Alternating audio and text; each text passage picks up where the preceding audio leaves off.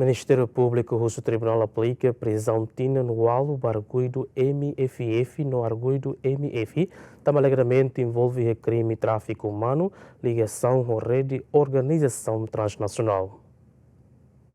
Tribunal Judicial Primeira Instância de Quarta-ne realiza processo de julgamento do crime tráfico humano, nebe envolve husi arguida cidadão Indonésia o inicial MFF, no arguido cidadão timoruano o inicial MFF, nebe acontece e tinan rua Ronulu Recém Lima. Bakazu ne Tribunal rona uma declaração arguido na rua, nebe arguido MFF atete ba Tribunal katak arguida cidadão Indonésia MFF mak kontaktu nia o de bafoti vítima cidadão Bangladesh na Inwalu, o sidili ba Batugede, mas bem nela hatene objetivo o cidadão Sirane ba Batugede. Além de ne arguida cidadão Indonésia o inicial MFF, até ba Tribunal Katak, nela conhece cidadão Bangladesh na Inwalu ne, dunia facilita de cidadão Sirane o Timor ba Indonésia, mas bem a agência ida ia Indonésia, ma contacto o agência ida ia Bangladesh, o de halo recrutamento ba cidadão Bangladesh Sirane, atuba serviço e Austrália.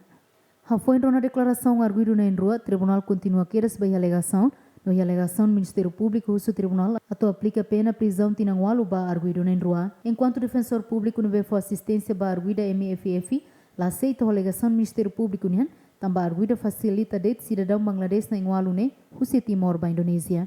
No defesa husu tribunal atu absolve e assistido o crime nebe mak Ministério Público acusa ba arguida MFF. Além de advogado privado nebe for assistência ba arguido MFF mostra aceita a alegação do Ministério Público nian. Tam Ministério Público baseia de ba prova nebe conversa entre arguido ho arguida li husi WhatsApp. No advogado ne husu tribunal atu absolve arguido MFF husi crime nebe mak Ministério Público acusa ba ni cliente tam elemento crime la forte.